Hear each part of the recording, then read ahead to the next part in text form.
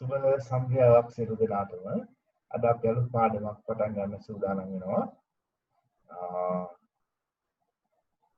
ඒ තමයි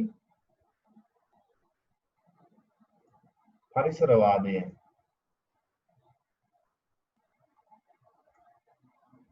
පරිසරවාදය කියන පාඩම තමයි අද අපි සාකච්ඡාවට ලක් කරන්නේ.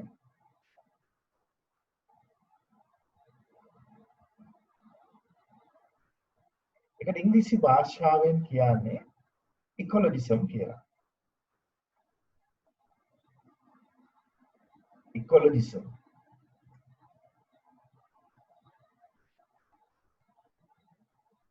ඉකොලොජිසම් පරිසරවාදය. මේක ඇත්තටම අලුත් දේශපාලන මතවාදයක්. ලිබරල් වාදය, මාක්ස් වාදය, ෆැසිස්ට් වාදය, අනධිකාරී වාදය, ජාතිකවාදය වැනි පරණ බොහොම අතීතයට ගියපු මතවාදයක් නෙමෙයි. ඔයගොල්ලන්ට පේනව නේද මේ දර්ශන තලයේ තියෙන අකුරු ටික? පේනවද? ඔව් සර් පේනවා. එතකොට මම තාම සරල ඉංග්‍රීසියෙන් කියුණාට ඔයාලට ඉංග්‍රීසි ටිකක් පුළුවන් වෙන්න ඕනේ නිසා අපේ පහසු ප්‍රකාරයේ ඉංග්‍රීසියෙන් මේ ස්ලයිඩ්ස් තියෙන්නේ. මෙතන පහසු තැනක් තියෙනවා අහන්න. තාම සරලව සිංහලෙන් මම කියලා දෙන්නම්. පළවෙනියට තියෙන්නේ මේක හඳුනා ගැනීම ඇත්තට මාර්ථකථනය කර ගැනීම. මොකද්ද පරිසරවාදය කියලා කියන්නේ කියන එක. ඊළඟට එක ගත්තාම මේ ඉංග්‍රීසි භාෂාවේ මේ ඉකොලොජි කියන පදය විවිධ වෙලා තියෙන්නේ විකාශනය වෙලා තියෙනවා ග්‍රීක භාෂාවේ ඔකියෝස් කියන පදය. ඉංග්‍රීසි භාෂාවේ අපි සිංහල භාෂාවෙන් කියනවා පරිසරවාදය කියලා. මේ පරිසරවාදය කියන මතවාදය ඉංග්‍රීසි භාෂාවෙන් හඳුන්වන්නේ ඉකොලොජිසම් කියලා. එතකොට එහි ප්‍රකෘතිය තමයි ඉකොලොජි පරිසරය. ඒ පදය විකාශනය වෙලා තියෙනවා ග්‍රීක භාෂාවේ ඔකියෝස් කියන පදයෙන්. ඒක තමයි සැලකෙන්නේ. එතකොට ග්‍රීක භාෂාවෙන් ඔකියෝස් කියලා හඳුන්වලා තියෙන්නේ නිවස්නය household. නිවස්නය හෝ habitat පදිංචි ස්ථානය යන අර්ථය දෙන යම් කිසිවක්. නිවස්නය එනම් පදිංචි ස්ථානය යන අරුත දෙන යම් කිසිවක් තමයි ඔකියෝස් කියන පදයෙන් ග්‍රීක භාෂාවෙන් හඳුන්වා දී තිබෙන්නේ. එතකොට ඉංග්‍රීසි භාෂාවෙන් ඉකොලොජි යනුවෙන් හඳුන්වන අදහස මගින් දරිත වෙන්නේ කිසියම් ආකාරයක පදිංචිය පිළිබඳ එහෙම නැත්නම් පරිසරය පිළිබඳ එහෙම නැත්නම් කිසියම් ආකාරයක පදිංචියක් පිළිබඳව එහෙම නැත්නම් නිවස්නයක් පිළිබඳව කිසියම් ආකාරයක වාසයක් පිළිබඳව වූ අදහස. වාසයක් පිළිබඳව වූ අදහස. තව විශේෂ දෙයක් තියෙනවා පරිසරවාදය තුළ. ඒ තමයි නිවස්නය එහෙම නැත්නම් වාසය එහෙම නැත්නම් පදිංචි ස්ථානය කියන එකෙන් අදහස් කරන්නේ නිවස්නය කිව්වහම එහෙම නැත්නම් වාසය කියලා කිව්වහම එහි අදහස් කරන්නේ අපි වාසය කරන ස්ථානය හා සම්බන්ධ සියල්ල. අපි පදිංචි ස්ථානය හා සම්බන්ධ සියල්ල. අපේ වාසය හා සම්බන්ධ දෘශ්‍යමාන අදෘශ්‍යමාන සියල්ල. අපේ වාසය හා සම්බන්ධ දෘශ්‍යමාන අදෘශ්‍යමාන සියල්ල. දැන් නිදසුනක් විදියට ගත්තොත් මම මේ ඉන්න විශ්වවිද්‍යාලයේ ආචාර්යවරුන්ට ලබා දීලා තිබෙන කුඩා කාමරය තුළ මේ වාසය කියන අර්ථයෙන් ගත්තහම මම අවට දැන් තිබෙනවා ගොඩනැගිලි ඊළඟට විදුලි පරිපත අන්තර්ජාල මෙවලම් ඊළඟට මගේ ඇඳුම් පැළඳුම් ආදී පෞද්ගලික බඩු බාහිර ගමනාගමනයට යොදාගෙන වාහන යන ආදී ඊළඟට තිබෙනවා වටපිටාවේ ගස් කොළන් තෘණ තනකොළ ගල් මොරළු තිරවාණගල් ගස් රුස ගස් ඊළඟට අවට තිබෙන වාතය ඊළඟට පොඩි මඩ කඩිති කියනවා මේ දවස්වල වහින නිසා ඊට පස්සේ තියෙනවා මේ වාසිකාගාරයට ගොඩනැගිලි ඇතුළු සියල්ල ඊළඟට ජල ප්‍රවාහය ජලය ගලාගෙන යන අපි කියනවා water streams කියන ජල ප්‍රවාහය තියෙනවා. නිදසුනක් විදිහට ගත්තාම හිරිකටුවේ තියෙනවා. ඒක ගලාගෙන ගිහිල්ලා ඒක සම්බන්ධ වෙන සමනල වැව තියෙනවා. අවකාශය තියෙනවා. ඒ අවකාශයේ ඇත්තට උඩ බැලුවහම එහි තේන වලාකුළු තියෙනවා. අහසේ කුරුල්ලෝ පියාඹනවා. සමහර වෙලාවට ගුවන් යාන යනාදී හෙලිකොප්ටර් යනාදී අහසේ යනවා සමහර අවස්ථාවල. මේ සියල්ල මම මේ විශ්වවිද්‍යාල නේවාසිකාගාරයේ තුල සිදු කරන වාසය හා සම්බන්ධයි.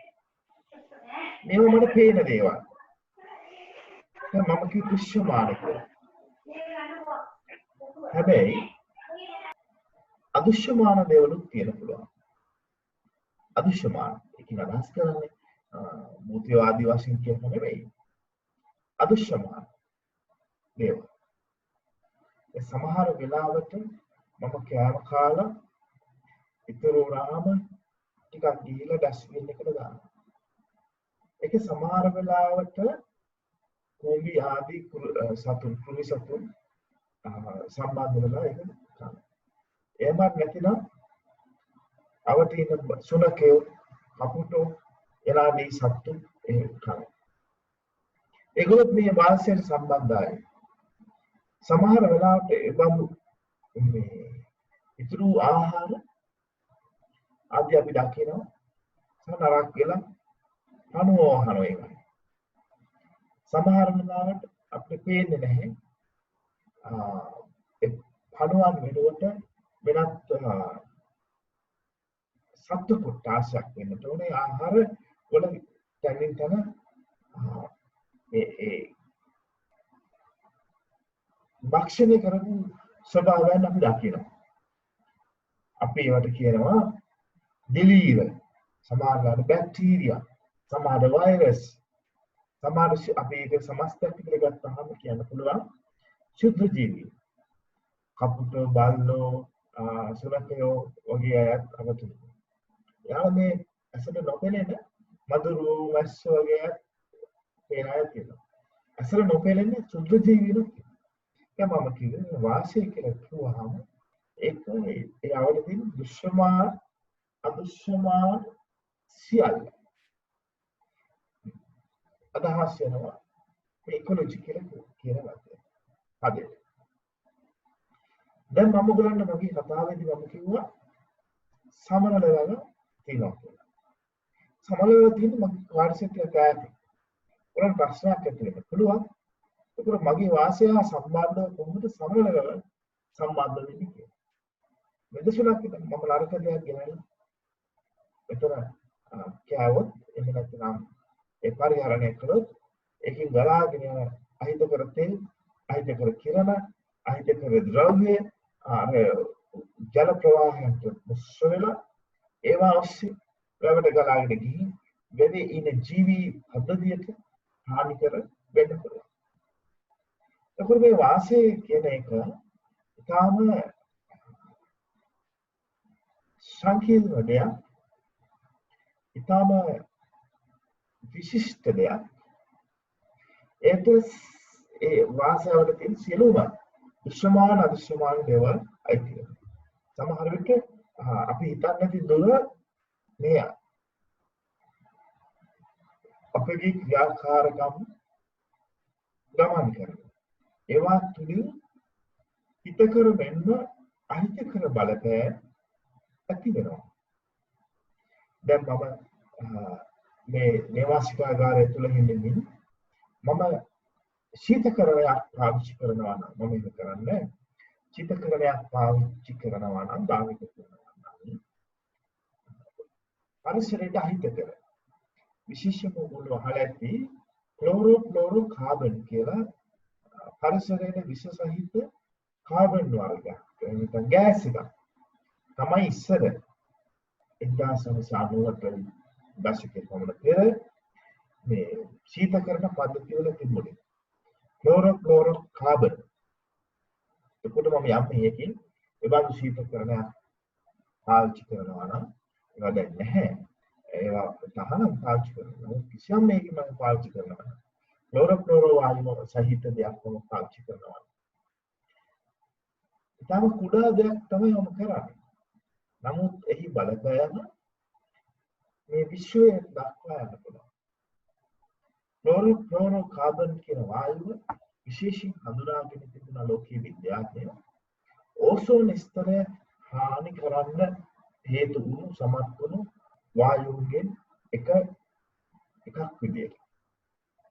ඕසෝන ස්තර සිදුරු වීමේ ප්‍රතිඵලයක් විදියට අභ්‍යවකාශයේ ඉඳලා එන අහිතකර කිරණ, පාරජම්බුල කිරණ වැනි අහිතකර කිරණ ඍජුව අපගේ සම නිරාවරණය වීම සිද්ධ වෙන ඕසෝන ස්තරයේ සිදුවීම නිසා පෙරීමක් සිද්ධ වෙනවා.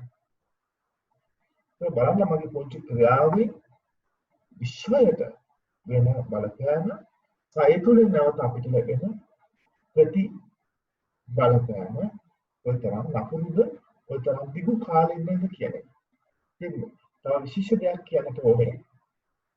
කොරෝනා අවසන්යේ සමයේ මේ කාලයේදී බොහෝ කාර්මික කර්මාන්තශාලාවන් සිය ක්‍රියාකාරීත්වය නවත්වපු නිසා නවත්තන්න සිද්ධ වෙච්ච නිසා ගමනාගමන සේවාවන් විදවැටුණු නිසා මිනිස් ක්‍රියාකාරකම් සරලව මිනිස් ක්‍රියාකාරකම් ගුණයට සීමා වූ නිසා එළමහන් මිනිස් ක්‍රියාකාරකම් මගින් සිදුවන්නා වූ පරිසර හානිය ආම වූ නිසා විද්‍යාත්මක සහායත කොරෝනා සමයේ ඕසෝන ස්තරය නැවත ස්වභාව ධර්මානුකූලව පිළිසකර වුණාය. ඒ ඕසෝන ස්තරයේ සිදුරු වෙලා මිනිස් ක්‍රියාකාරකම් නිසා ඕසෝන ස්තරයේ සිදුවලා තිබුණු සිදුර වැසී ගියාය කියලා විද්‍යාඥයන් සොයාගත්තා. කොරෝනා වල ධනාත්මක පැත්ත කුසිටි පැත්තක් ලෙස අපිට ගන්න පුළුවන්. ඒකට ඔබට දැන් යම් අවබෝධයක් එනවා ඇති. මොකද්ද පරිසරවාදය කියලා කියන්නේ? පරිසරය කියන්නේ අපි සහභාගී වෙච්ච සියලු දෘශ්‍යමාන දේවල් අපේ වාසය හා සම්බන්ධ, අපේ ක්‍රියාකාරකම් හා සම්බන්ධ. මේ සම්බන්ධයෙන් තවම සිංහල වචනයක් තෝරගෙන නැහැ. අලුත් වචනයක් අතර සංකල්පයක් ලෝකයේ විශේෂම බටහිර ලෝකයේ තුල නිර්මාණය කරගෙන තියෙන සොයාගෙන තියෙනවා. එහි අර්ථය තමයි ඇන්ත්‍රොපොසීන්. ඇන්ත්‍රොපොසීන් කියන්නේ මිනිස් ක්‍රියාකාරකම් නිසා පරිසරයට සිදුවන්නා වූ බලපෑම. ඒ පිළිබඳව මනින නිර්ණායකයන් පවා ගොඩනගාගෙන තිබෙනවා. නමුත් මේ ඇන්ත්‍රොපොසීන් කියන වචනේ තාම සිංහලයට විද්‍යාත්මක රාගී විදිහට පරිවර්තනය කොට නැහැ. පරිවර්තනය කරගෙන නැහැ. නමුත් ඒ අර්ථය තමයි මේ ක්‍රියාකාරකම් නිසා පරිසරයට වෙන බලපෑම පිළිබඳව. විශේෂ දෙයක් ඔයගොල්ලන්ට මෙහිදී මතක් කරන්නට ඕනේ. ඒ තමයි දේශපාලන දෘෂ්ටිවාද ගත්තහම බොහෝ විට අපි දකිනවා දක්ෂිණාංශික දෘෂ්ටිවාද වාමාංශික දේශපාලන දෘෂ්ටිවාද වශයෙන්. අපි ගත්තොත් මාක්ස්වාදය, සමාජවාදය, අනධිකාරීවාදය කියන දේශපාලන දෘෂ්ටිවාද ගත්තහම ඒවා බොහෝ විට සැලකෙන්නේ වාමාංශික දේශපාලන දෘෂ්ටිවාද ලෙස. වාමාංශික දේශපාලන දෘෂ්ටිවාදය. අපි ගත්තම පැසිස්ට්වාදය, ලිබරල් වාදය, ජාතිකවාදයේ වැනි දේශපාලන දෘෂ්ටිවාද මෙම දෘෂ්ටිවාද සැලකෙනවා දක්ෂිණාංශික දේශපාලන දෘෂ්ටිවාද ලෙස. දක්ෂිණාංශික සහ වාමාංශික. වාමාංශික කියන්නේ තරමක් පෙරලිකාරී, රැඩිකල්, කිසියම් ආකාරයක ප්‍රගතිශීලීත්වය අගය කරන ජනතාව නිර්ධනපන්ති හෝ ජනතාවගේ බහුතරය පිළිබඳ විශ්වාසයේ තබන සාමූහිකත්වය පිළිබඳ විශ්වාසයේ තබන දේශපාලන දෘෂ්ටිවාද. දක්ෂිණාංශික දේශපාලන දෘෂ්ටිවාද ඒවා බොහෝ වෙලාවට පුද්ගලයා සහ පුද්ගලිකත්වයේ මත පදනම් වුණු ප්‍රභූන් හෝ කිසියම් ආකාරයක සමාජයේ පිළිගත් වැදගත් පුද්ගලයන් හෝ සමූහ මත පදනම් වුණු පදනම් කරගත්ත දේශපාලන දෘෂ්ටිවාද. ඒකවල දේශපාලන දෘෂ්ටිවාද කොටස් දෙකකට බෙදන්න පුළුවන්. දක්ෂිණාංශික දේශපාලන දෘෂ්ටිවාද, වාමාංශික දේශපාලන දෘෂ්ටිවාද වශයෙන්. හැබැයි පරිසරවාදය පිළිබඳව කියන්න තියෙන විශේෂ දේ තමයි පරිසරවාදය එම දක්ෂිණාංශික හෝ වාමාංශික දේශපාලන දෘෂ්ටිවාද යන දෙකෙන් එකකටවත් අයිති නැහැ කියන එක. වාමාංශික දේශපාලන දෘෂ්ටිවාදයක නෙමෙයි, දක්ෂිණාංශික දේශපාලන දෘෂ්ටිවාදයකුත් නෙමෙයි. ඒකට දක්ෂිණාංශික සහ වාමාංශික වශයෙන් දේශපාලන දෘෂ්ටිවාද වර්ගීකරණය කිරීමේදී පරිසරවාදයේ තුල යොදා ගන්න පුළුවන් වෙන්නේ නැහැ. ඒ වගේම අපි දකිනවා ලිබරල් වාදය, මාක්ස් වාදය, සමාජවාදය, අනධිකාරී වාදය වැනි දේශපාලන දෘෂ්ටිවාද තුළ කිසියම් ආකාරයක ස්ථාපිත න්‍යායන් තියෙනවා. ස්ථාපිත න්‍යායන්. ඒක අදහස් කරන්නේ ඒ න්‍යායට ප්‍රධාන තැනක් එම දෘෂ්ටිවාදය තුළ තියෙනවා. දැන් මාක්ස්වාදය තුළ මාක්ස්වාදී දේශපාලන න්‍යාය තියෙනවා.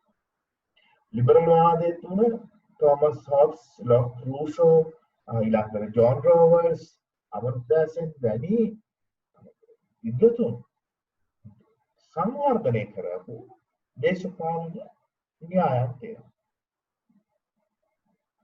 එසේවත් පරිසරවාදය තුළ ඒ බඳු ආකාරයේ දේශපාලන විද්‍යාඥයන් එහෙම නැත්නම් දේශපාලන දාර්ශනිකයන් හෝ න්‍යායවාදීන්ගේ මැදිහත් වීමේ ස්ථාපිත වූ ප්‍රබල දේශපාලන න්‍යායන් දකින්න ලැබෙන්නේ නැහැ.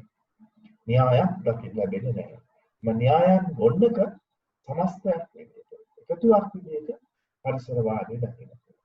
ඒ වගේම ඒ පිළිගත් එක් හෝ සමූහ දේශපාලන දාර්ශනිකයෝ දකින්න ලැබෙන්නේ නැහැ. දැන් මම කලින් කිව්වා වගේ මාක්ස්වාදය ගත්තහම අපිට නිතරම මතක් වෙන්නේ කාල් මාක්ස්, ෆ්‍රෙඩරික් එන්ගල්ස්, ඊළඟට ලෙනින්, මාෝ සේතුන් වගේ දාර්ශනිකයන්. හැබැයි ලිබරල්වාදය ගත්තොත් ඒත් එහෙමයි. හොබ්ස්, ලොක්, රූසෝ, ජෝන් රෝවර්ස්, ෆේහිග්, අමර්ත්‍ය සෙන් වැනි විදිහට අපිට දකින්න පුළුවන්. ඇඩම් ස්මිත්, ඩේවිඩ් රිකාඩෝ වගේ දකින්න පුළුවන්. අපි ගත්තොත් අනධිකාරීවාදය පීටර් ක්‍රොකොට්කින් වගේ අය දකින්න පුළුවන්. එතකොට නමුත් මෙහි එහෙම ස්ථාපිත මුල් බැසගත්ත දේශපාලන දර්ශනයන්, දේශපාලන න්‍යායක් හෝ දේශපාලන දාර්ශනිකයන් හෝ දකින්න ලැබෙන්නේ නැහැ. මෙන්න අදහස වැඩි වර්ධනය වෙන්නේ ජර්මනිය තුළ මතුවුණු හරිතවාදී නැත්නම් ග්‍රීන් මූව්මන්ට් කියන ඒ ව්‍යාපාරයත් එක්ක. හරිතවාදී ව්‍යාපාරයත් එක්ක, හරිත ව්‍යාපාරයත් එක්ක. ඔවුන්ගේ අදහස ඔවුන් තුළ තිබුණු සටන් පාඨය උනේ neither left nor right but aid. දකුණටත් නොව වමටත් නොව ඉදිරියට පමණි. අපි දක්ෂිණාංශික පැත්තට යන්නේ නැහැ, වාමාංශික පැත්තට යන්නේ නැහැ. අපි පරිසරවාදය, අපේ ව්‍යාපාරය, හරිතවාදය ඍජුව ඉදිරියට ගමන් කරන දෙයක්. ඒකෙන් තමයි ජර්මන් හරිතවාදී මේ පිළිබඳව අදහස් දැක්වේ. හරිතවාදී ව්‍යාපාරය කියලා කියන්නේ විශේෂයෙන්ම ජර්මනිය තුළ ඇති වුණු පරිසරයට ආදරයක් ඇල්මක් දක්වන නිසා පරිසර ආරක්ෂා කරන්න ඕන කියන අදහසෙන් එකට එකතු වෙලා ගොඩනගාගත්ත දේශපාලන සමාජ ව්‍යාපාරයක්. එම ව්‍යාපාරය තුළ උන්ගේ අරමුණ උනේ පරිසරය ආරක්ෂා කර ගැනීම. ඒ සඳහා වූ විශාල උනන්දුවක් ව්‍යාපාරික කොහෙන් දෙන්නු කළා. ඔවුන් කිව්වේක අපි දක්ෂිණාංශික පක්ෂවලට හෝ වාමාංශික පක්ෂවලට නඟුරුතාවක් දක්වන්නේ නැහැ. ඉදිරියට ගමන් කරනවා. ඒ නිසා ජර්මනිය ඇතුළු ලෝකයේ තියෙන රටවල මේ හරිත දේශපාලන පක්ෂ පවා වර්තමානයේදී බිහි වෙලා තියෙනවා. ග්‍රීන් මූව්මන්ට් කියලා කියන්නේ 1950 දශකයේ ජර්මනිය විශේෂයෙන් ජර්මනිය පදනම් කරගෙන ගොඩනැගුණු පරිසරවාදී අදහස් දරන පරිසරය ආරක්ෂා කරන ආරක්ෂණවාදී අදහස් දරන පළක්වන්නේ තරුණයන්ගේ සමාජ ක්‍රියාකාරකයන්ගේ ගොඩනැගුණු ව්‍යාපාරය.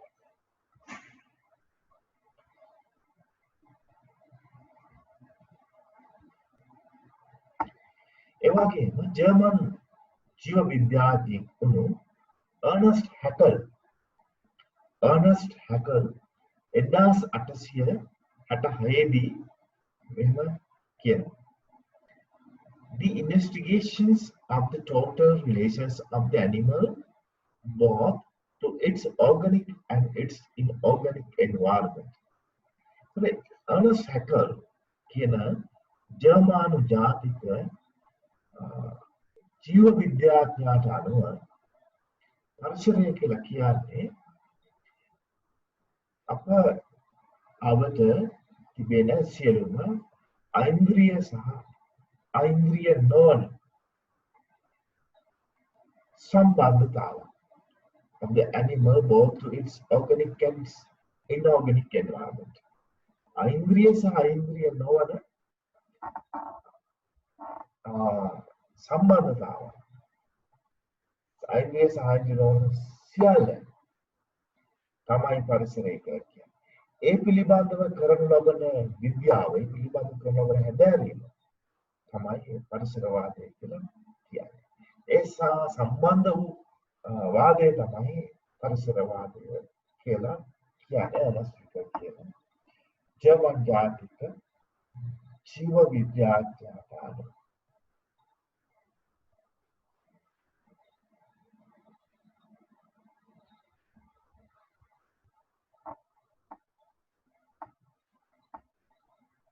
හැබැයි මේ අදහස වැඩි වර්ධනය වෙන්නේ 20 වෙනි සියවසේ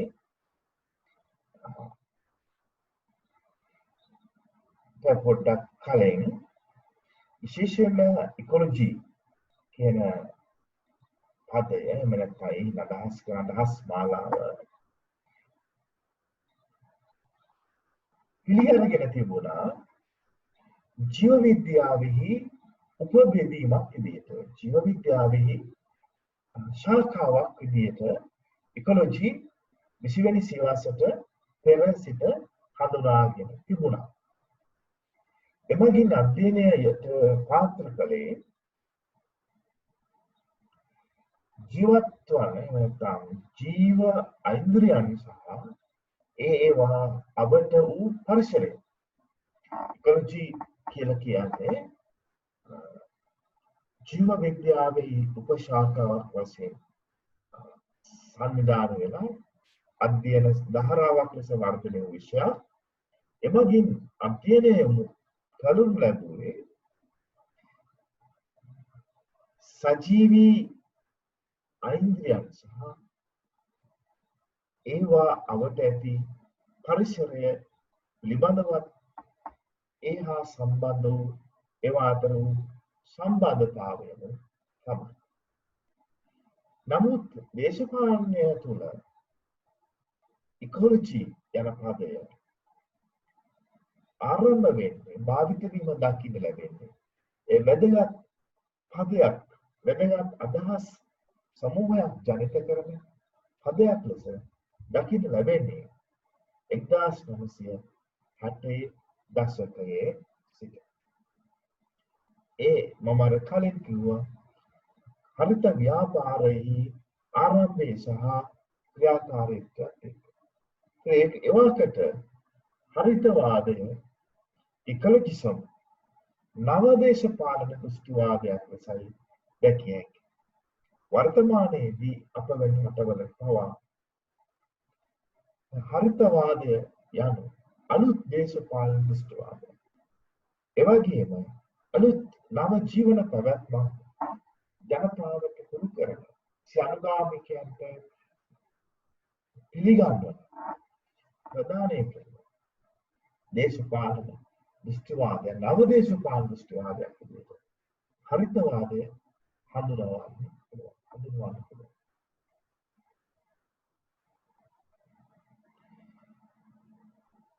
ග්‍රීන් හරිතවාදය 1950 දශකයේ පමණ සිට පාවිච්චි වුණා යුරෝපයේ පුරා.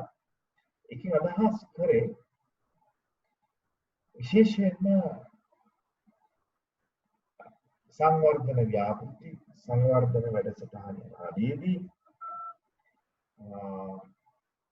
පරිසරය හා සම්බන්ධ ගැටලු වලට ආමන්ත්‍රණය කිරීම. වර්තමානයේදී ඒ පරිසරය හා සම්බන්ධ පරිසර ආරක්ෂා කරන්න ඕන කියන්නේ දේශපාලන පක්ෂ ජර්මනිය ඇතුළු යුරෝපය තුළ ක්‍රියාකාරී වන ආකාරය දකින්න පුළුවන්. එන්වයරන්මන්ටලිසම් එන් අදහස් කරන්නේ පරිසරවාදීව තමයි. යන පද 1950 පමණ සිට භාවිත වෙලා තියෙනවා. ඉන් අදහස් කරන්නේ එන්වයරන්මන්ටලිසම් කියන පදයෙන් අදහස් කරන්නේ මානව ජීවිතය මානවයාගේ ජීවිතය තේරුම් ගත හැකි ස්වාභාවික ලෝකයක් තුළ පමණයි කියන්නේ. Human life can only be understood in the context of the natural world. අදහස් කරන්නේ ස්වාභාවික ගුණයන් ස්වාභාවික ලෝකයක් ස්වාභාවික ජීවන පද්ධතියක් තුළ තමයි මානවයාගේ ජීවිතය තේරුම් ගත හැකි වන්නේ යන්නේ. විශාල අදහස් සමූහයක් එමගින් නිරූපණය කරනවා. විද්‍යාත්මක අදහස්, ආගමික අදහස්, ආර්ථිකය හා බැඳුණු අදහස්, දේශපාලන අදහස් සියල්ල එකට එකතු වූ අදහස් සමූහයක් සමුදායක් විදිහට තමයි එන්වයරන්මන්ටලිසම් එහෙම නැත්නම් ඉකොලොජිසම් අපිට හඳුනා ගන්න පුළුවන්කම ලැබෙන්නේ. එතකොට ඉතිතාම පුළුල් සහ ගැඹුරු සංකල්පයක්. එතකොට ඒ තුළ තියෙන ආගමික විශ්වාස ආගමික කරුණු ආගමික විශ්වාසයන් තුළින් මතු කරපු කරුණු, විද්‍යාත්මක සත්‍ය, ආර්ථික දේශපාලන සත්‍ය, සමාජීය සංස්කෘතික සාධක ඒ තුළ ගැබ් වෙලා තියෙනවා.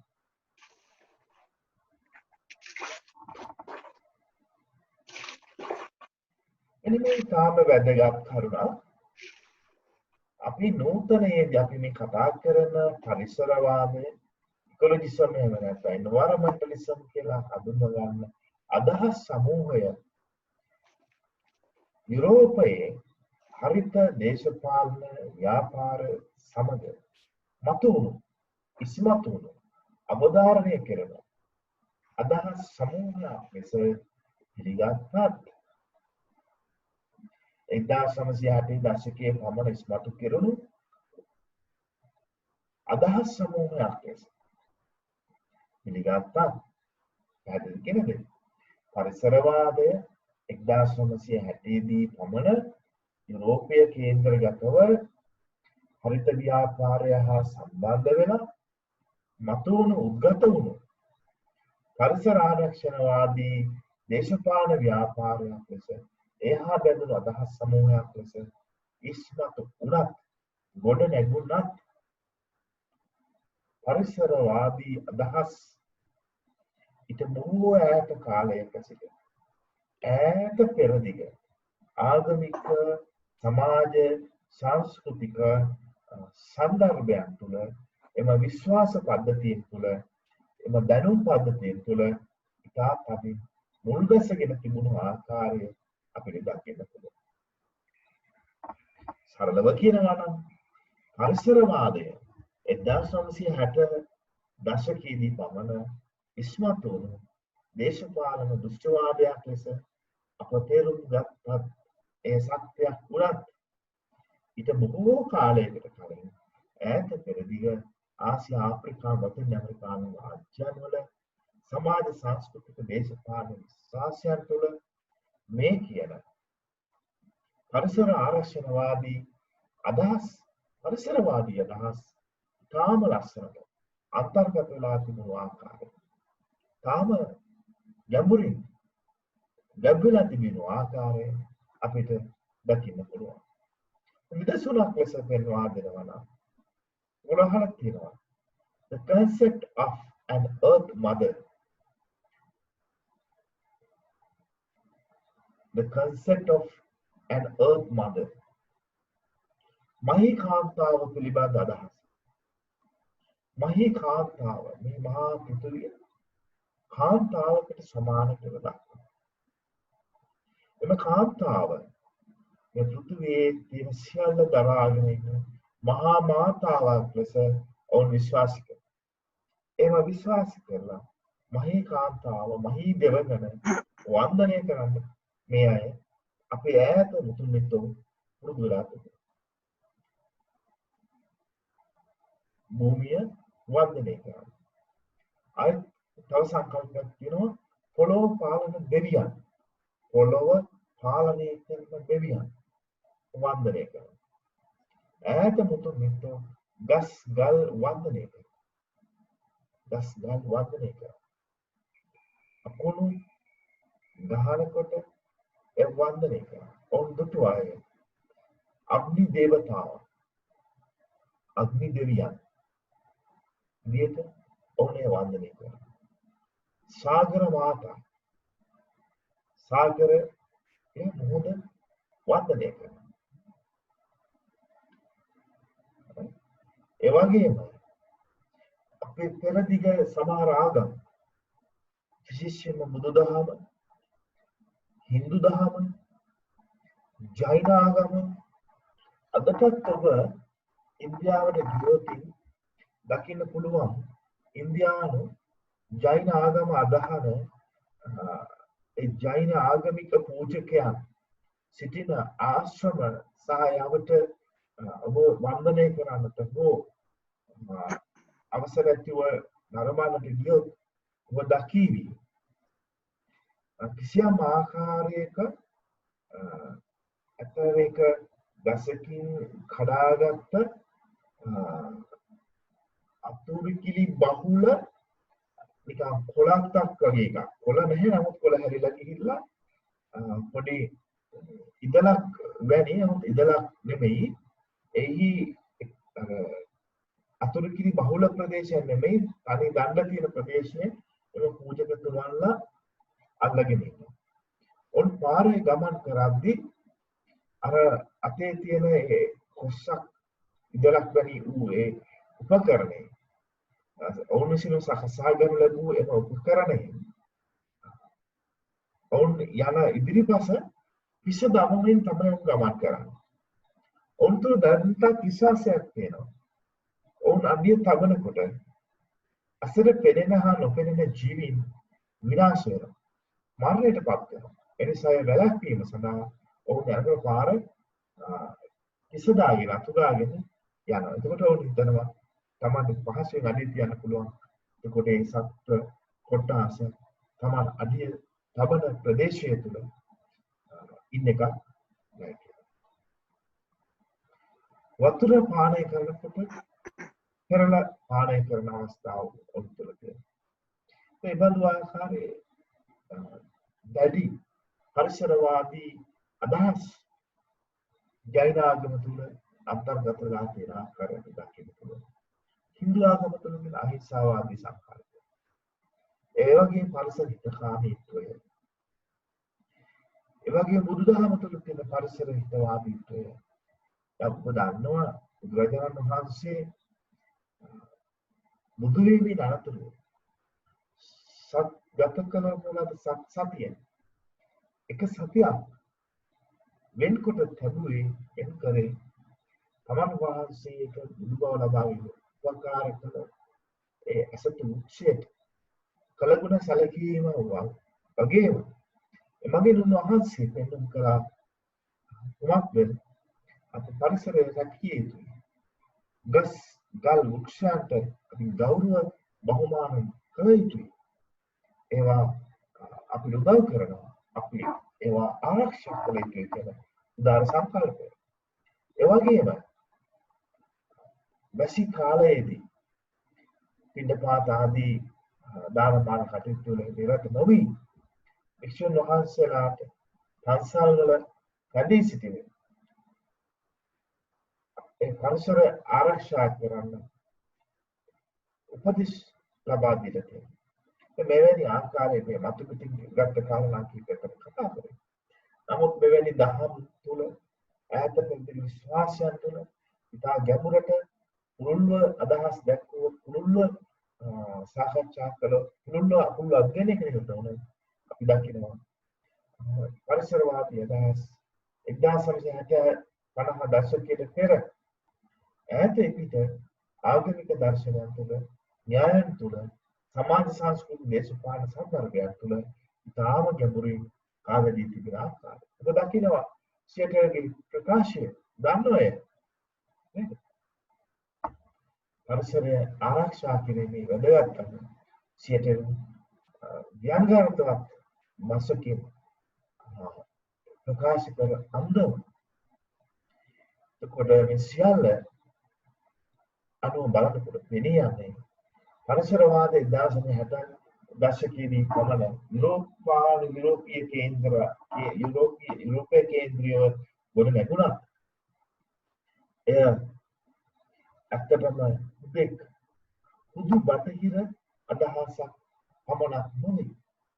ඒ අපේ පෙරදිග දර්ශනය තුළ පෙරදිග ආගමික ඉගැන්වීම් තුළ පෙරදිග ආගමික ඉගැන්වීම් තුළ පමණක් නෙමෙයි පෙරදිග සමාජ සංස්කෘතික සංස්ථාවන් තුළ ඉතාම ලස්සනට කැපිලා තිබුණු අදහස් ඔබ අහලා ඇති ඉස්සර අපේ ශ්‍රී ලාංකික මුතුන් මිත්ත කුඹුරු කරනකොට ඒ කුඹුරේ ඉහළ කොටසේ පොඩි කැලෑරොදක් ඉදාරිනවා. ඒ වගාවට යොදාගන්නේ නැහැ.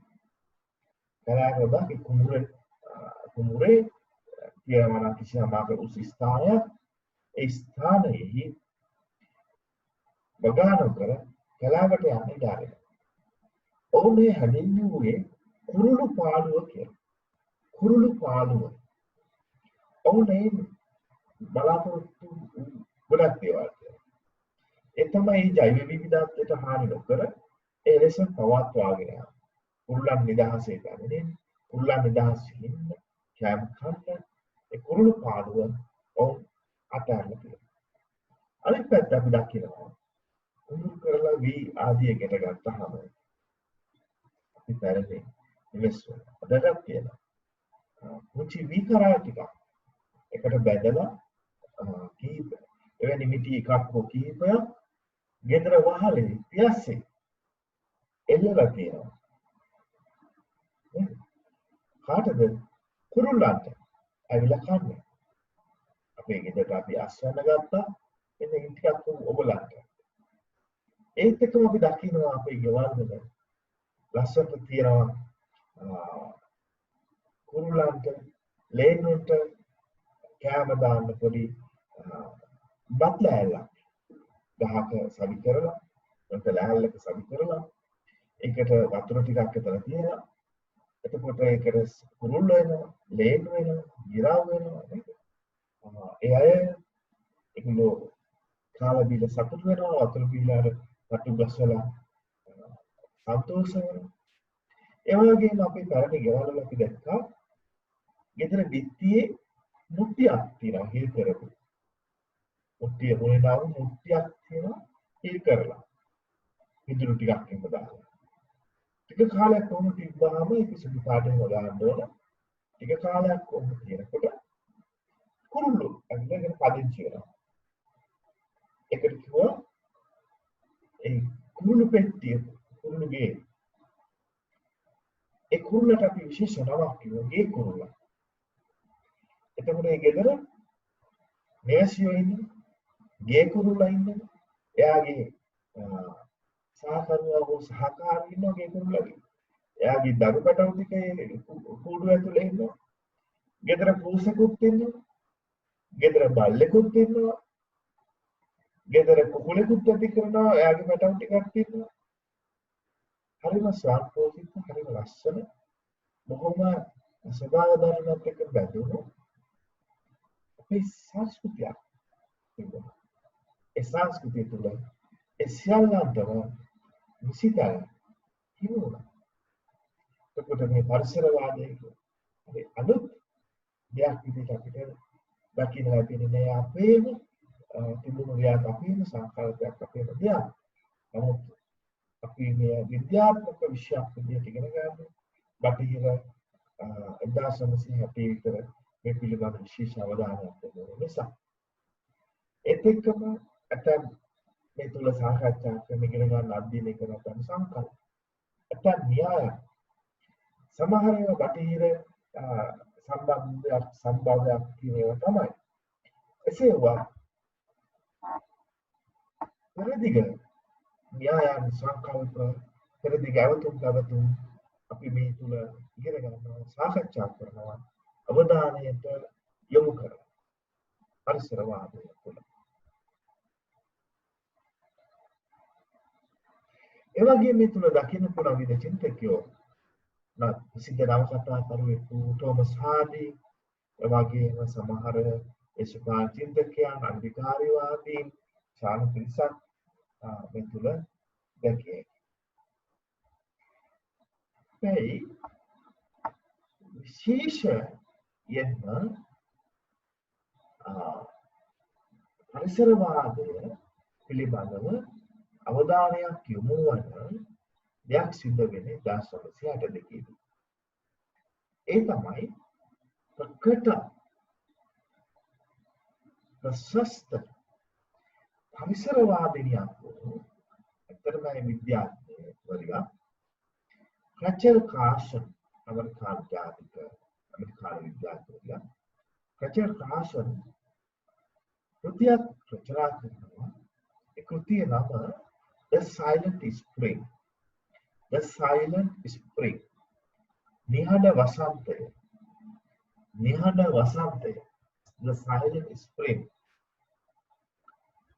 මේ කෘතිය මගින් අවධාරණය කරනු ලැබුවේ විශේෂයෙන්ම කෘෂිකාර්මික ශාස්ත්‍රය තුළ මුස්කර්මාන්තයේදී භාවිත වෙන කෘමිනාශක වල්නාශක ආදී නිසා පරිසරයට වෙන බලපෑම පරිසර පද්ධතියට වෙන බලපෑම ඒ දින උදෑසන නැගිට සිජානෙලෙන් පිට බලන විට අට දිස්සර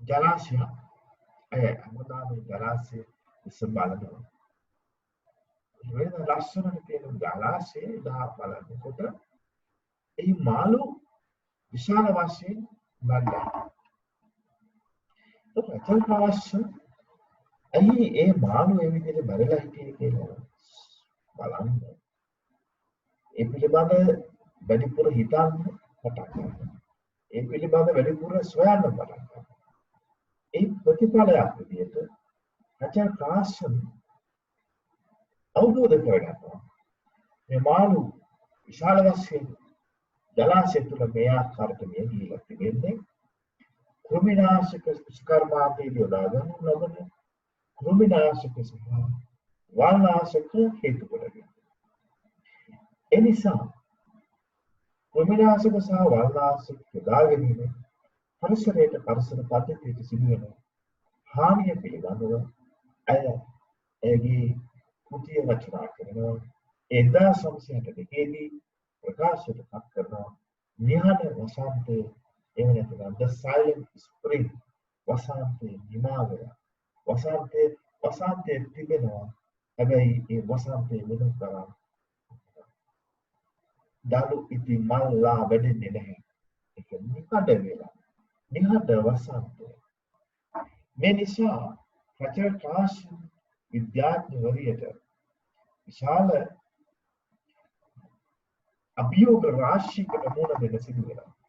අයට මරණීය තර්ජන ඇතුළු විශාල තර්ජන ප්‍රමාණය බහුජාතික සමාගම් ඇතුළු ඒ කෘමිනාශක වල්නාශක නිෂ්පාදනය කරන්නන්ගෙන් එල්ල කරනවා. ඒ විතරක් නෙමෙයි ඔවුන් ඇයට විරුද්ධව ජනාධිපතිවරයාට ලියනවා ජනාධිපතිවරයාට කතා කරනවා මරිකායිසක් දරපන්නේ ජනාධිපතිවරයාගෙන් ඉල්ලා සිටිනවා මේ සඳහා වහාම මැදිහත් වෙන්න ජනාධිපතිවරයා මේ පිළිබඳව අවධානය යොමු කරනවා ඒ ප්‍රතිඵලය ඔහු ප්‍රථමයෙන් මේ මාරුමුදයට ලක් වුණු විවාදයේ තුඩුදුණු කෘතියේ අන්තර්ගතයේ පිළිබඳව තමාම දැනුවත් වීම සඳහා තමන් මේ ගැන කියලා අවබෝධ කර ගැනීම සඳහා The Silent Spring කියන කෘතිය ඇමරිකානු ජනාධිපතිවරයා විසින් කියවනවා. මේ ප්‍රතිඵලය තමයි ඇමරිකානු ජනාධිපතිවරයා තේරුම් ගන්න. රචල් ක්‍රාෂන් කියන කතාව සත්‍ය. බහුජාතික සමාගම් කියන දේ නෙමෙයි ඇත්ත. පරිශීලන පරිසර හානිය සිදු වෙනවා. කෘමිනාශක සහ වල්නාශක භාවිතය හිතකොට. එනිසා ජනාධිපතිවරයා තීරණය කරනවා බහුජාතික සමාගමකට නෙමෙයි රචල් ක්‍රාෂන් විසින් මතු කරන අදහසට ප්‍රමුඛතාව ලබා දීම සඳහා ඒ ප්‍රතිඵලයක් තමයි පරිසරවාදයේ රාජ්‍ය අනුග්‍රහය අනියම් ආකාරයෙන් හිමිවීම එය පරිසරවාදයේ දේශපාලන දෘෂ්ටිවාදයක් වශයෙන් තවදුරටත් සමාජය තුළ ව්‍යාප්ත වෙන්න මුල්බැස ගන්න තහවුරු වෙන්න බලපාන ලද ප්‍රධාන කරුණක් විදිහට දකින්න පුළුවන්. ඊට අමතරව බොහෝ චින්තකයෝ Rich and Heinemann How to be a Survivor කියලා 1972 දී රචනා කළා. Goldie Smith සහ තවත් අය Blueprint for Survival කියලා 1972 දී රචනා කළා.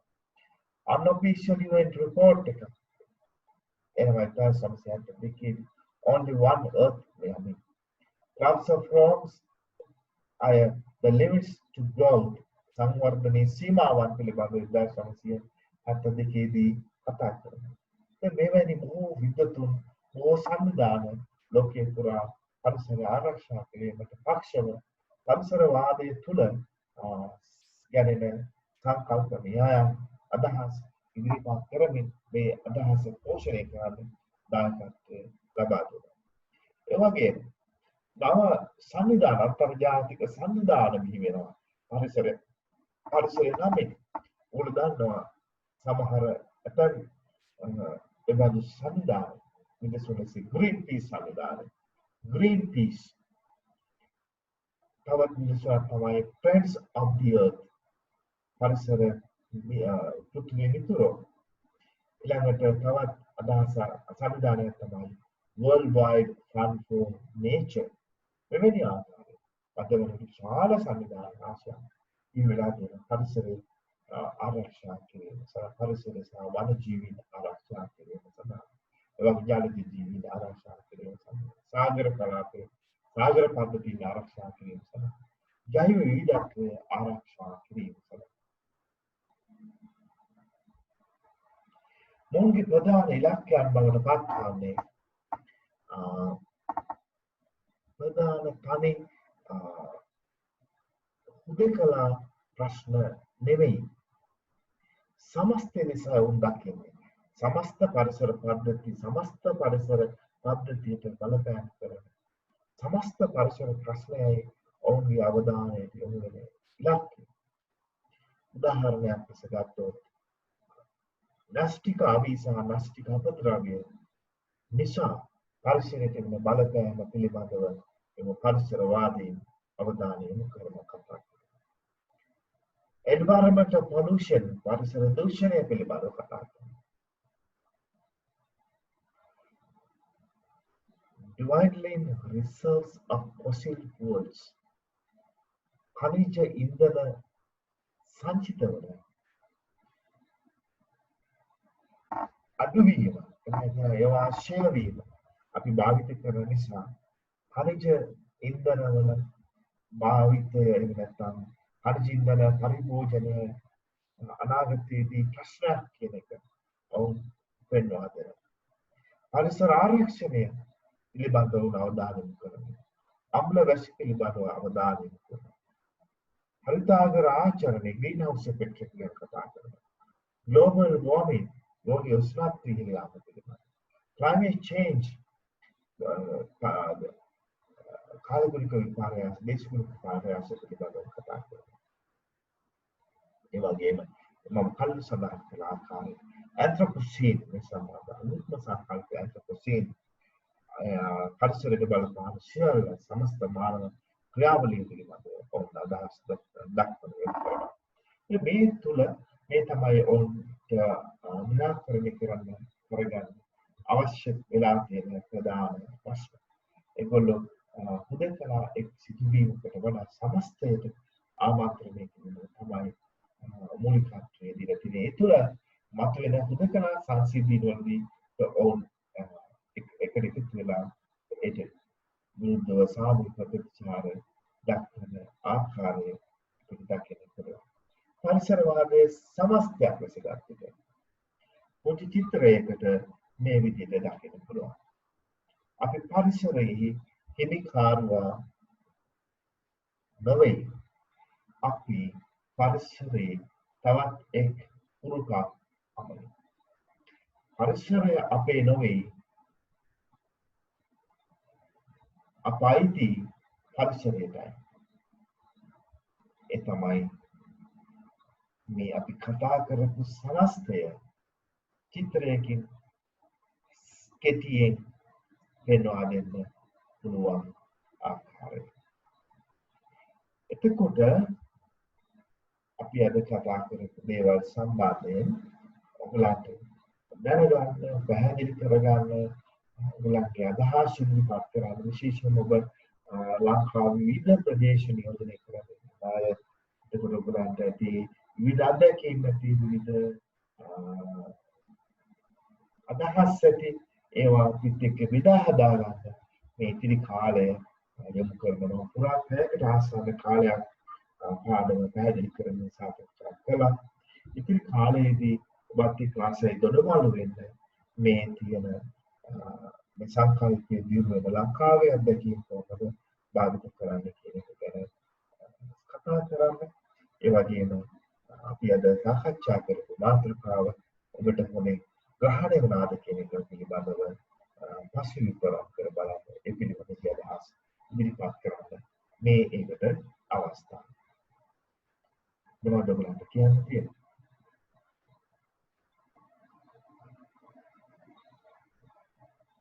hello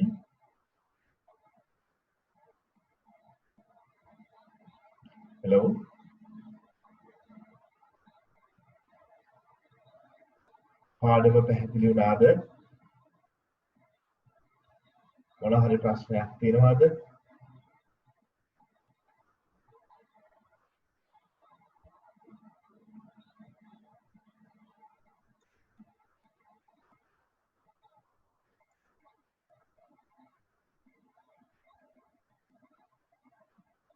hello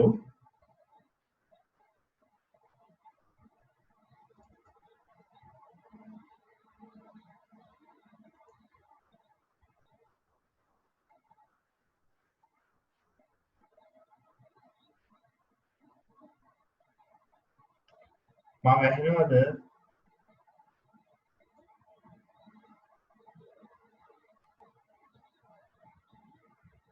ඔව් එහෙම sir.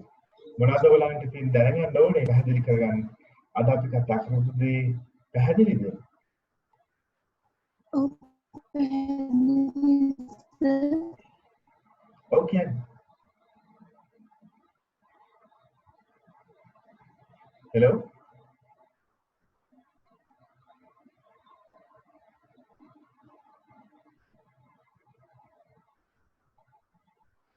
hello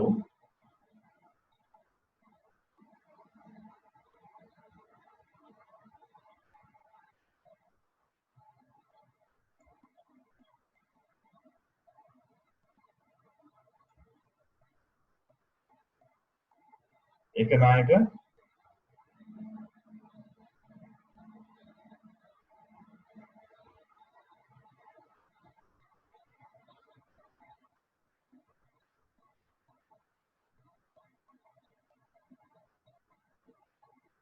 hello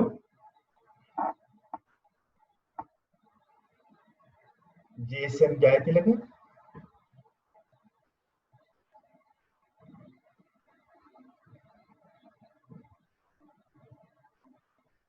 හාන්සිනී සෙව්වන්දේ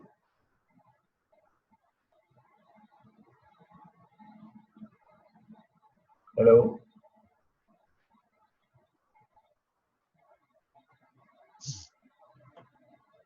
Kasuni hello ඇහෙනවා සර්. මොනවාද අවබෝධ වුනේ දැන් ඔයගොල්ලෝ කොහොමද පරිසරවාද නැවත විස්තර කරන්නේ කාට හරි ඔව් සර්. කොහොමද කරන්නේ ඔව් සර් තියුණා. දැන් මම අහන්නේ දැන් මම අහුවොත් ඔයගොල්ලෝ දැන් හිතන්න මම ස්ටුඩන්ට් ඔයගොල්ලෝ තමයි ගුරුතුමා කියලා. ඒතර කොහොමද ඔයගොල්ලන් මට පැහැදිලි කරන්නේ අද අපි ඉගෙන ගත්ත දේ?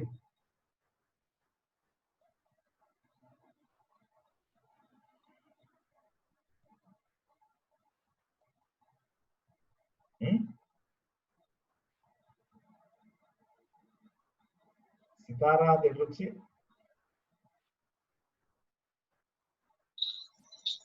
සර්. කොහොමද දැන් කොහොමද තේරුම් ගත්තේ පරිසරවාදය කියන එක? බාන ලස්සන කුරුළු සද්දයක් එනවනේ. අහන සන්තෝෂයි අර හරි කනට මිහිරි. ලස්සන කුරුළු හඬක් එනවා. මේ යවටි. ඒ තමයි පරිසරය. කියන්න බලන්න කොහොමද තේරුම් ගත්තේ?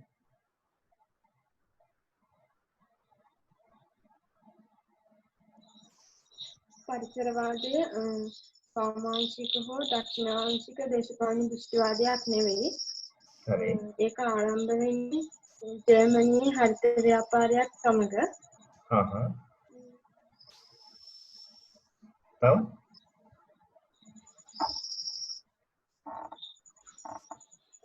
මොනවාද? එච්චරයි.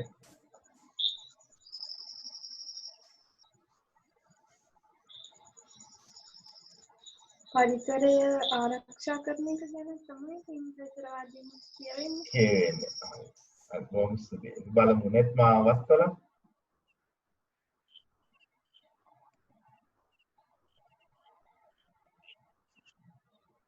නෙත්මා ඉන්නවද? ඒක නායක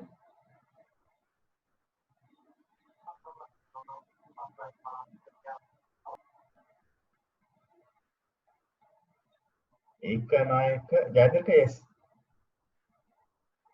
කියන්න බලන්න ජයතිලක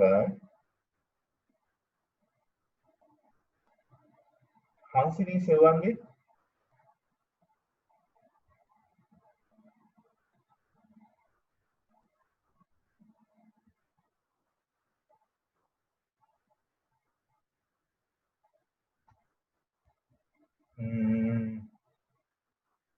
කවුද මේ 4693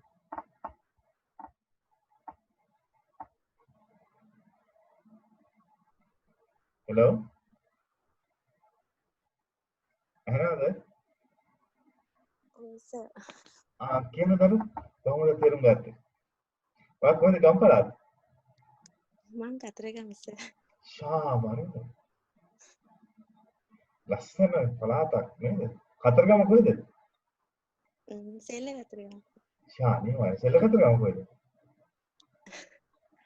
සෙල්ල ටවුමේ චුට්ටක් මෙහා.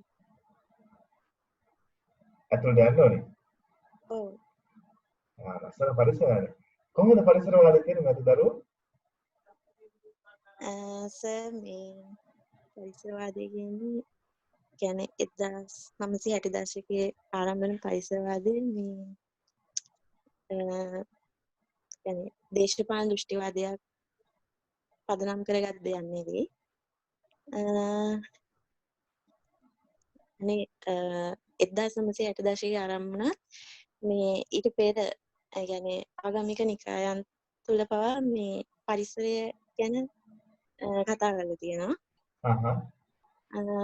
කියන්නේ දැන් මිනිසත් මේ පරිසරයට අයිති එක් පුරුකක්.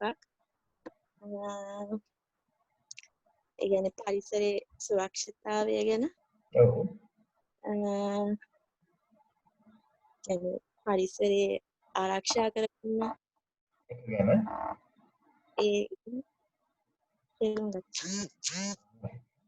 ගාරිත් එක තමයි තාම හොඳට අවබෝධ කරගන්න එක තමයි ඔයාට බලන්න පුළුවන් මේ පරිසරවාදයේ න්‍යායක් විදිහට පාවිච්චි කරලා නැත්නම් සංකල්පයක් විදිහට පාවිච්චි කරලා පුංචි පරිශන රිසර්ච් එක කරන්න පුළුවන්. දැන් අපි දන්නවා වන්දනා කාලේ නේද පූජා භූමිය ඊළඟට සෙල්ල කතරගම පූජා භූමිය මැණික් ගඟ කොයිතරම් දුරට අපවිත්‍ර කරනවද අපේ මිනිස්සු කොයිතරම් දූෂණයට ලක් කරනවද ඊළඟට ඒ ප්‍රදේශය කොයිතරම් සමහරවිට නවාතැන් පොළවල් නිසා පරිසරය තිබුණු ස්වාභාවික පරිසරය කොයිතරම් වෙනස් වෙලා තියෙනවද කියන එක ඔයගොල්ලෝ පුංචි කාලේට වඩා දැන් කොයිතරම් වෙනස්ද කියන එක දැනෙනවා ඇති. ඒ පිළිබඳව ලියන්න පුළුවන්. ඒ පිළිබඳව පරිශන කරන්න පුළුවන්. තාම නේද? තාම හොඳින් ඒ අධ්‍යයනය කරන්න පුළුවන්. අද තාම හොඳ ඒක කරන්න පුළුවන්. මට මතකයි මම හිතන්නේ මේජර් කරන ළමයි නෙමෙයි නේද? මයිනර් නේද කරන්නේ? මේජර් කරන්නේ සර් පොඩි. මේජර් කරා. හරි.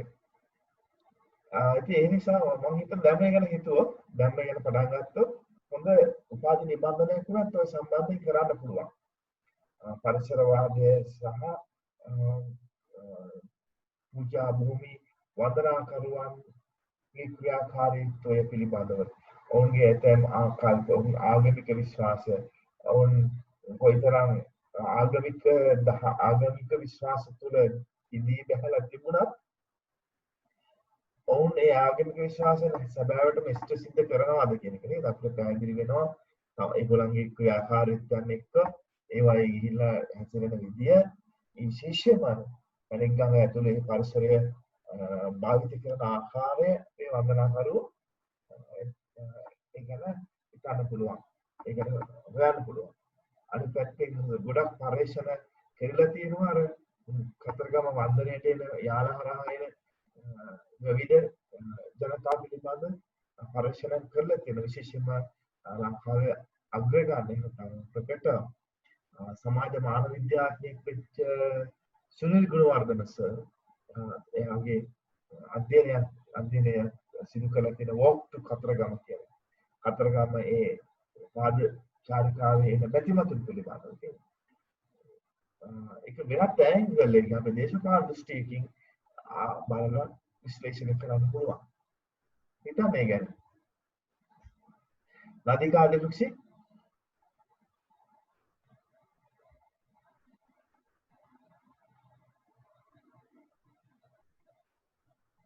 ඔව් සර්.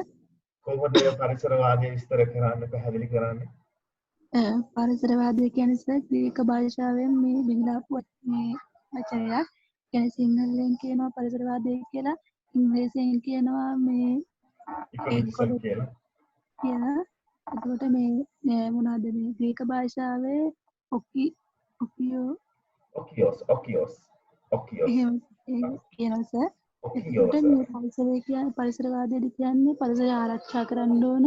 මේ පරිසරය කියන්නේ මේ පරිසරයේ කොටසක් තමයි පුද්ගලයා කියන්නේ.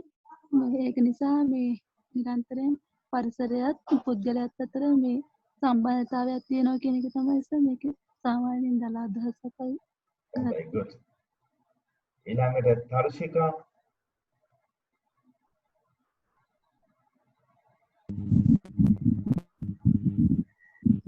hello sir. ඔව් කියන්නේ කොයි දරුවකම? සර් මම කලින් බෙදනවා. ඒ ගැටලුවක් නැහැ දම්රාජපුරේනේ. ඔව් සර් මම එහෙනම් ගැටලුව ඔගොල්ලෝ සනිපේ ඉන්නවද? හොඳින් ඉන්නවද? ඔව් සර්. ඒක කොහොමද පරිසරවාදය ග්‍රහණය කරගත්තේ පාඩම? දැන් සර් පරිසරවාදය ගැන දැන් ගොඩක් කාරණා කිව්වනේ. දැන් ඒවට අනුව ගත්තොත් එහෙම සර් කිව්වනේ දැන් පරිසරවාදයේදී මිනිසාට පරිසරය අයිති නැහැ, මිනිසා පරිසරයේ කොටසක් කියලා. එතකොට සර් මට හිතෙනවා දැන් මේ ඒ දේ මේ ස්වභාව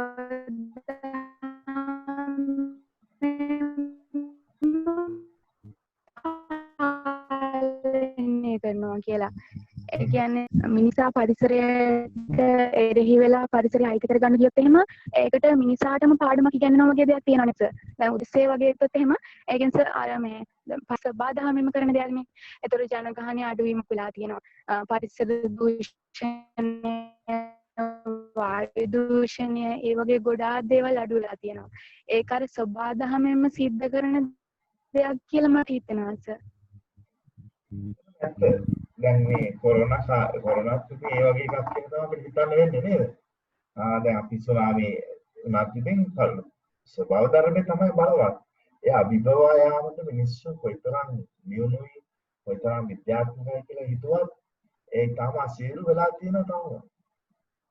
අපි ගුවන් යානයක එහෙම යනකොට ඇත්තට මට දැනෙච්ච හැඟීම මම ඔයගොල්ලොත් එක්ක බෙදා හදාගන්නේ ගුවන් යානයක යනකොට දැනෙන හැඟීම තමයි අපි කොයිතරම් පුංචිද මේ ලෝකෙත් එක්ක බලද්දී.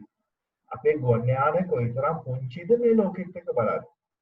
එහෙම බලන මේ ගුවන් යානය ඇතුළේ ඉන්න අපි කොයිතරම් පුංචිද මේ ලෝකයක් එක්ක බලද්දී. ඉතින් එහෙම කුඩා වූ අපි කොයි විදිහටද හිතාගෙන ඉන්නේ මේ ලෝකය පාලනය කරන්න. අපි හිතනවා අපි තමයි ලෝකය පාලනය කරන්නේ කියලා මිනිස්සු. හිතනවා අපි තමයි ලෝකය පාලනය කරන්නේ කියලා. නමුත් ගුවන් යානය කරනකොට මට සැබෑ සජීවී අත්දැකීම දැනුණා. මම ගුවන් යානයක යනකොට අපි කොයිතරම් කුඩාද ලෝකයේත් එක්ක බලද්දී කියන එක. Sachini excuse me sir. නිදර්ශ කියන්නේ මම ඔයාලට කතා කරේ නැත්තේ ඔයා සාමාන්‍යයෙන් කතා කරන කෙනෙක් නෙවෙයි. ඒ නිසා අදහස් දෙන්න. නෑ සර් මේ තරුචිකාගේ අදහසත් එක්ක මට ප්‍රශ්නයක් තියෙනවා සර්. මානව විද්‍යාව සමග පරිසරවාදය කොහොමද සම්බන්ධ වෙන්නේ? මානව විද්‍යාවත් එක්ක ඔව්. ඒ කියන්නේ මානව ශිෂ්ටාචාරය ගැන එහෙම අදහස් දක්වන ඒ සයිඩ් එකත් එක්ක කොහොමද පරිසරවාදය සම්බන්ධ වෙනවද?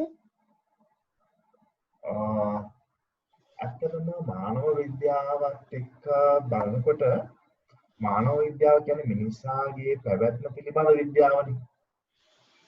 මිනිසා පැවැතුණු ආකාරය පිළිබඳව සහ මිනිසා පවතින ආකාරය පිළිබඳව අධ්‍යයනය කරලා ඒ මත ගොඩනැගියුණු යම් යම් න්‍යායන් ඉදිරිපත් කරන එක තමයි මානව විද්‍යාවේ සහ මානව විද්‍යාඥයන්ගේ කාර්යභාරය. එතකොට එහිදී මිනිස්සු සමහර වෙලාවට පරිසරය භාවිත කරපු ආකාරය භාවිත කර තිබෙන ආකාරය දිහා බලනකොට මානව විද්‍යාවෙන් අපිට පේන්නේ පරිසරවාදී දේශපාලන දෘෂ්ටිවාදීහි ප්‍රගමනයට ප්‍රගතියට සහායක් ලැබෙනවා මිසක් එහි අගතියට සහායක් ලැබෙනවා කියලා කියන්න අමාරුයි. දැන් උදාහරණයක් විදිහට කිව්වොත් අදට සාපේක්ෂව හැම අතින්ම අපේ අතීත මුතුන් මිත්තෝ සහ තරන්නෝ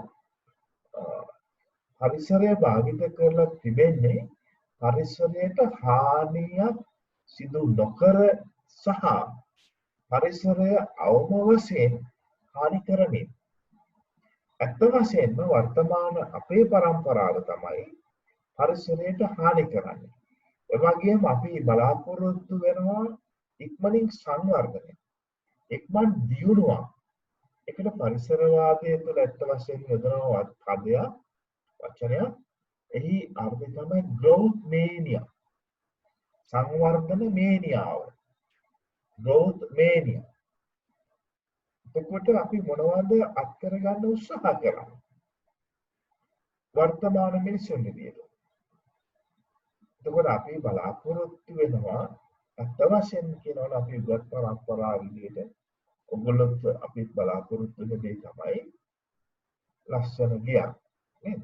ලස්සන ඉඳන්මක ලස්සන තැනක ලස්සන ගියක්. ලස්සන වාහනයක්. ලස්සන නෝනා කෙනෙක්. ලස්සන නැත්නම් හදවසම් මහත්තයෙක්. ලස්සන බබාලා.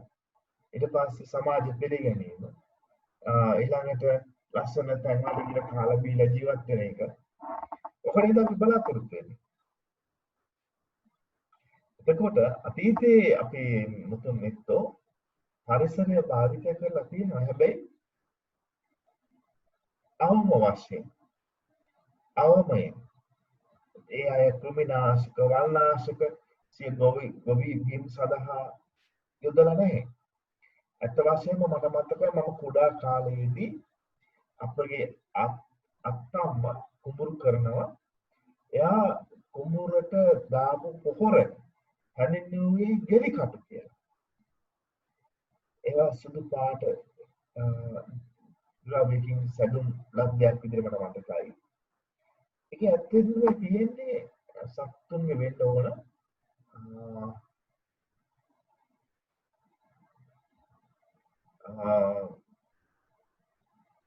අටකටු කුඩු කරලා ඒවා දිහායම ද්‍රව්‍ය බවට පත් කරලා ඒවා තමයි කුඹුරට යෙදුවේ. හොඳ අස්සන්නක් සරු අස්සන්නක් එකමිය ගත්තා. නමුත් අද අපි කෘමිනාශක වල්නාශක භාවිත කරනවා. ඉතින් මානව විද්‍යාව තුළ ක්‍රමක්‍රමයෙන් දිනු වෙලා තියෙනවා. හැබැයි මේ පරිසරය යම් ආකාරයකට භාවිත කිරීමකුත් කරලා තියෙනවා. පරිසරවාදයෙන් කියන්නේ පරිසරය භාවිත කරන්නේ කාම කෙනෙක්ට වඩා පරිසරය පරිසරහිතකාමී ලෙස භාවිත කරන්න කියන එක. කසුනික අදහසක් දක්වන්න තියෙනවා කියලා chat box එකේ කියලා තියෙනවා කසුනි නදීෂා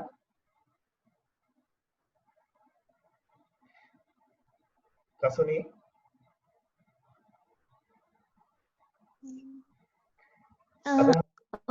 සර් බෙද හදා ගන්න අදහසක් සර් දැන් අර ඔව් සර් දැන් කියනවනේ ඉස්සර හිටපු මිනිස්සු සර් ගස් කල් වලට ගංගා වලට වන්දනා කරගෙන එහෙම අර ගංගා වලට කුණු දාන්න තු එහෙම අර මේ පරිසරය ආරක්ෂා කරගෙන හිටියනේ. නමුත් දැන් මිනිස්සු එහෙම නෙවෙයිනේ සර්. දැන් කතාවක් තියෙනවනේ ගහ කැපුවොත් පැල 10ක් හිටවන්නේ. නමුත් දැන් වර්තමානයේ වෙන විට ඒව නැහැ. වර්තමානයේ වෙන විට ප්ලාස්ටික් ඒ වගේ දේවල් පරිසරයට එකතු කරලා පරිසරය විනාශ කරන නිසා මානවයත් එක්ක බැඳලා තිබ්බ පරිසරය අද වෙනකොට දූෂණය වෙලා තියෙනවා. එතකොට ඒ හින්දා වෙන්නේස දැන් පරිසර කාලගුණය දැන් ඉස්සර තිබුණු යාල මහ කන්නත් අද වෙනකොට වෙනස් වෙලා තියෙනවානේ. එතකොට ඒ නිසා වෙන්නේස පරිසරය මේ තරම් අර මිනිස්සුන්ට කරදර කරන්න වගේ අදහසක් තියෙනවා සර්. හොඳම අදහසක් ඉතාල වටිනා කසුනි බොහොම ස්තුතියි. දෙදුක්ෂී අදහසටම සමපාත අදහසක් ඒක. ඔව් සර් ඒත් එක්කම තව දෙයක් එකතු කරන්න ඕන කසුනිගේ අදහසට. දැන් සර් කලින් දැන් අවුරුදු 30කට කලින් ගහක් හිටවුවා නම් ඒකේ දැන් අවුරුදු 20කට කලින් හොඳ පළදාවක් තිබ්බා නම් දැන් මේ පළදාවේ සාරවත්භාවය ගහකින් පොළවකින් ගන්න බෑ සර්. ඒ තරම් විනාශයට අර පත් වෙලා වගේ තියෙන්නේ මේ පොළව ඇතුළේ අර සාරවත්භාවයක් නේ. පොළොව විසර වෙලා තියෙනවා නේද? ඒ විසර වෙන්න මේ කුමිනාශක වර්ණාශක හේතු වෙන්නේ නැති කියලා හිතන්න පුළුවන්. අර කසුනි කිව්වා වගේ කාලගුණ දේශගුණික විපර්යාස විශාල වශයෙන් වෙනස් වෙමින් පවතිනවා.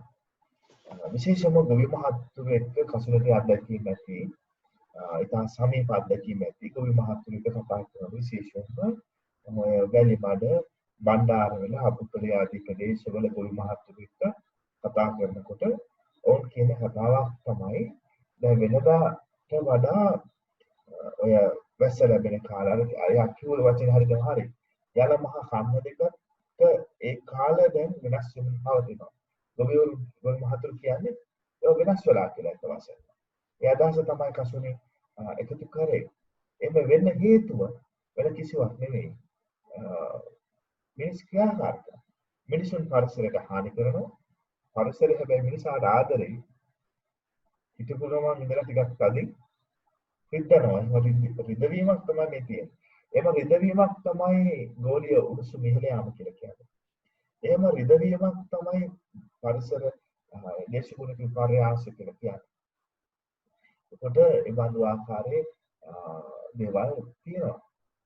ඉතින් අපි වත් පරම්පරාව විදිහට බොහෝම පරිසර හිතකාමී සහ පරිසරයට ආදරය කරන පිරිසක් බවට පත් වෙන්න ඕනේ. ඒක තමයි පරිසරය ආරක්ෂා වෙන්නේ. අදහස් කරන්නේ අපි දිනුව සංවර්ධනය පිටු දකින්නවා කියන එක.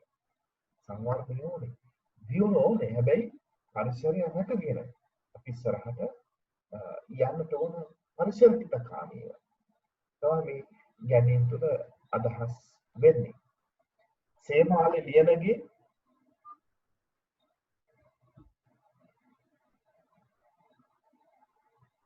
Hello, sir.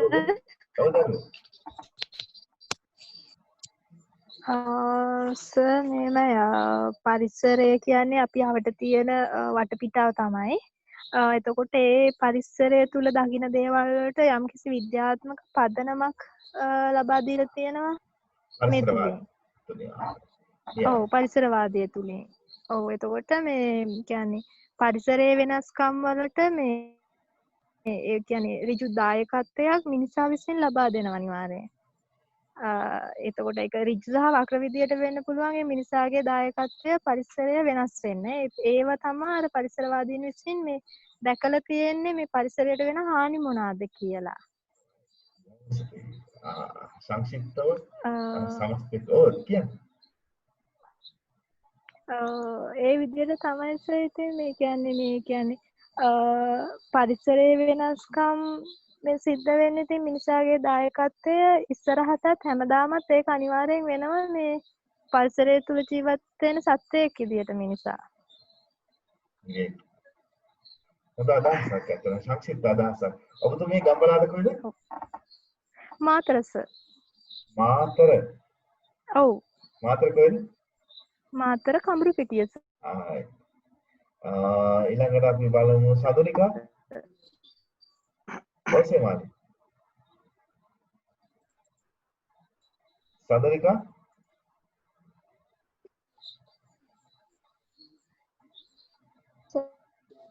ඔව් කියන්න. සිග්නල් අඩුද? මගේ අදහස නම් දැන්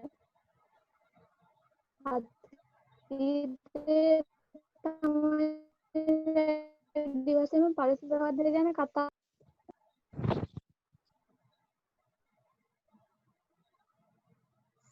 සිග්නල් චුට්ටක් අඩු වගේනේ.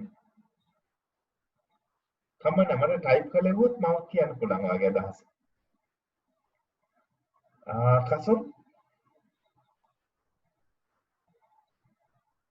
කසුන් උදාර කසුන් මාදව මේ කනෙක්ෂන් නැත් ඔව් කසුන් කනෙක්ෂන් ප්‍රශ්නයක් තියෙනවානේ.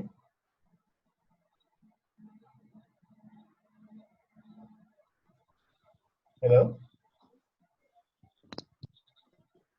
සර් ඔව් සඳරිකා මගේ අදහස නම් සර් දැන් අපි පරිසරවාදය ගැන ඉස්සෙල්ලාම කතා කරලා තියෙන්නේ 1960 නේ. ඔව් නමුත් වර්තමානයේ වන විට තමයි ඒ කතිකාව ගන්න ඕනේ. මොකද මිනිසා මේ පරිසරයේ කොටසක් වුණාට වර්තමානයේ විට මිනිස්සු ඒ ගැන හිතන්නේ නැහැ. හරියට හරි. පරිසරයේ කොටසක් කියලා හිතන්නේ නැතුව මිනිස් පරිසරය පාලනය කරන්න යනවා. ඒ නිසා තමයි මේ දේශගුණ විපර්යාස වගේ ප්‍රශ්න ඇති වෙලා තියෙන්නේ. ඒ හින්දා මගේ අදහස නම් අතීතයට සාපේක්ෂව දැන් තමයි පරිසරවාදය කියන පරිසරය ආරක්ෂා කරනවා කියන මතවාදය එන්න ඕනේ. ඒකේ වටිනාකම වැඩිපුර දැනෙන්නේ අතීතයට වඩා දැන් කියන එකයි ඔබතුමීගේ අදහසනේ. ඔව් සර්. නියමයි. good. ඔව් ගම් පළාත් කොහෙද? මන්ස නුවරඑළිය. good. කසන් අමාරුද කතා කරන්න?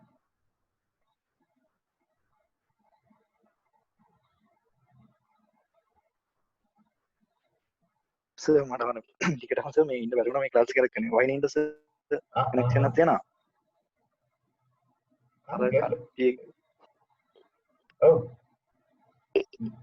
ගැටලුව නෑ කසන් අපි හැමෝටම ප්‍රශ්න තියෙනවා අපි හැමෝම ඉන්නේ එකම බෝඩ්ඩුවේ හැබැයි අපි හැමෝම එක දිශාවකට පීනන්න මේ ගමනේ යන්න ඕනේ ගමනාන්තයේ එකම දිශාවකට තියෙනවා ඒ තමයි ඔයගොල්ලෝ කොහොමද මේ අධ්‍යයන කාල සීමාවේ හොඳට උගන්වලා හොඳට ඉගෙනගෙන උපාධිය අරගෙන යන්නට ඕන. ඊළඟ වේලටේ නිෂ්පාදන ක්‍රියාවලියට දායක වෙන්න ඕන. අපේ රටේ සහ ලෝකේ නිෂ්පාදන ක්‍රියාවලියට දායක වෙන්න ඕන. විරාජ්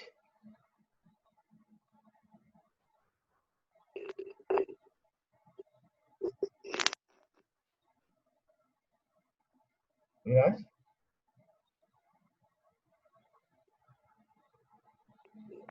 ඔව් සර්. කොහොමද පරිසරවාදී දකින්නේ? ඒක හරියට ඉතින් අර එක්තරා අර තමන් කියනවලට යන්න ඉලක්කවලට යන්න හදන තමන් පිළිබඳ හිතන මිනිස්සු කොට්ටාසයක් විසින් එකතු වෙලා සමූහ දූෂණය කරන කාන්තාවක් වගේ තමයි පරිසරය. යම් කිසි පිරිසක් ගිහිල්ලා පරිස්සම් කරන්න හැදුවත් අර පිරිස නැවත නැවත දූෂණය කරනවා. ඒක එදා ඉඳන් මේ වෙනකම් උත්සාහ කරපු පිරිසකුත් හිටියා. එදා ඉඳන් මේ වෙනකම් විනාශ කරපු පිරිසකුත් හිටියා. ඒ කාරණා නාගතිරිත් ඔය විදිහටම වෙනවා. ඒකට පිළියම මිනිස්සු අතරින්ම නෙමෙයි සබාධර්ම විසීම තමන්ගේ ආරක්ෂාවට ඒකට අනුවර්තනය කරගන්නවා. තමන්ට වඩා කරදරයක් කරන නම් ජීවී කොට්ටාසේ වඳ කරලා දානවා. පවතින්න ඕන නම් ස්වභාව ධර්ම විසින් කොහොම හරි පවත්වාගෙන යනවා. ඒක හරි. හැබැයි අපි බලන්න ඕන අර ආරක්ෂා කරන පිරිස වැඩි කරන්න නේද? එතකොට ස්වභාව ධර්මත් එක්ක මිතුරු ගමනක අපිට මේක යන්න පුළුවන් වෙයි කියලා විශ්වාස කරන්න පුළුවන්. මාදව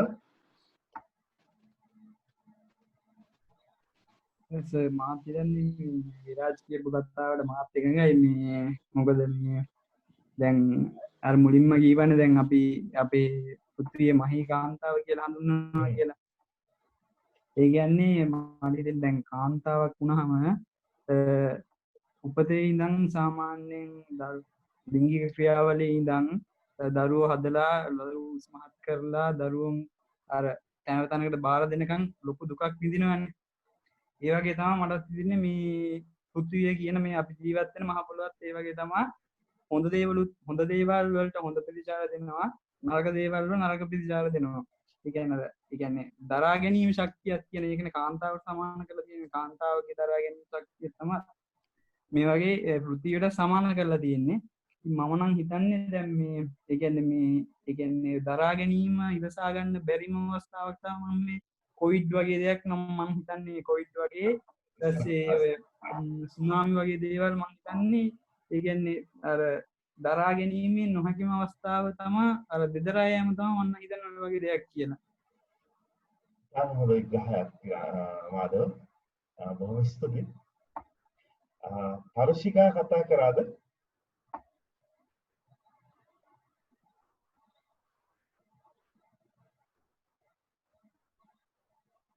පරුෂිකා? ඔව් සර් මම කතා කරා. කතා කරානේ. හොඳයි එහෙනම් අපි අපලගේ අදහස් ඉතාම ඉතින් අගය කරනවා ගරු කරනවා සහාය ඉතාම ඉහළින් පිළිගන්නවා සියලු දෙනාගේම අදහස් බොහොම ස්තුතියි අද සම්බන්ධ වුණාට ඊළඟට ඔයගොල්ලෝ දීපු දවසේදී අපි අපේ පාඩම දිගට කරගෙන යමු පරිසරවාදය තුළ දක්වන ප්‍රධාන තේමාවන් ගැන බොහොම ස්තුතියි ඔයගොල්ලන්ට මේ සම්බන්ධ කරලා ප්‍රශ්න දෙකක් තියෙනවා නම් කියනවා WhatsApp group එක හරහා යොමු කරලා තවදුරටත් මේ විවාද අරගෙන යන්න ඕනේ. මාධව කිව්ව ආකාරයට මේ කවරදාටත් වඩා පරිසරවාදී වැදගත්කම පරිසරවාදයේ උපයෝජනය අපිට ඉතාම තදින් අවශ්‍ය වෙලා තියෙන වැදගත් වෙලා තියෙන කාලවකවානුවක තමයි ඔගොල්ලෝ අපි ජීවත් වෙන්නේ. ඒ නිසා පරිසරවාදයේ පිළිබඳ දැන ගැනීම විභාගයට පමණක් නෙවෙයි අපේ ජීවිතයට අතිශය වැදගත් කියලා කියන්න පුළුවන්. පරිස්සමට ඉන්න බොහොම ස්තුතියි ඔබ සැමට සුබ දවසක් සුබ රාත්‍රියක්.